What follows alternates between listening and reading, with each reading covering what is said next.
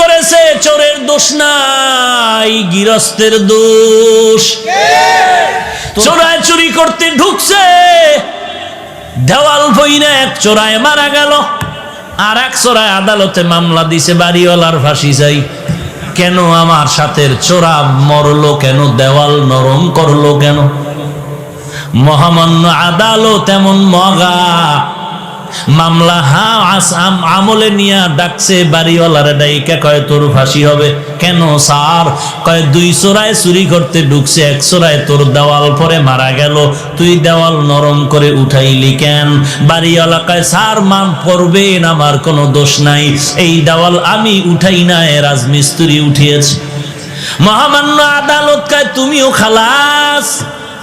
কই রাজমিস্ত্রির ডাক। স্যার বলে স্যার নাই, এক্ষুনি ফাঁসি। বলে কেন? কথা শুনেন, কি সমস্যা? বলে দেওয়াল নরম করে উঠাইলি কেন? বলে দেওয়াল উঠাইছি আমি, তবে নরম আমার কারণে হয় নাই, যেই যোগালি আমার এই সিমেন্ট মিলাই দিছে, পানি বেশি দিছে, নরম হয়ে গেছে, আমার কোনো দোষ নাই। মহামান্য আদালতকে তোরও মাফ করে দিলাম। ধর যোগালি কই, এই তুই পানি নরম করে বালু দিলি কেন?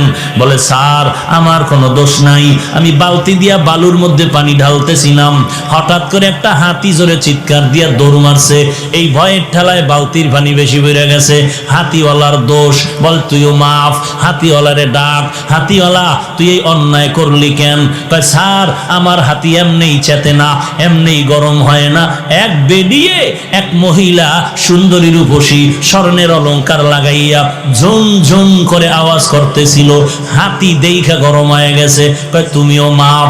মহিলার ঝুনঝুনালারে ডাক, মহিলা ডাকছে, এই ম্যাডাম তোমার ফাঁসি হবে। বলেন কি ম্যাডামের ফাঁসি হবে? বলে হ্যাঁ। কেন? বলে তোমার ঝুনঝুন আওয়াজে হাতি গরম হইছে, চোরায় মারা গেছে। বলে আমার ঝুনঝুন আওয়াজ তো আমি বানাই নাই, এই দোষ সব স্বর্ণকারের। এই আওয়াজ কেন আমার দোষ? বানাইছে কে? স্বর্ণকার। তুমিও খালাস। স্বর্ণকার লাব্বাইক। কেন অস্ত্র বানাইলি এইভাবে আওয়াজ দেনেওয়ালা? স্বর্ণকার এবার তো কোনো দেয়ালে পেট থেকে গেল, এখন আর কোনো জবাব নাই। স্যার কিছু করার নাই, বানাইছি তো বানাইছি। বলে এখন তোর ফাঁসি হবে।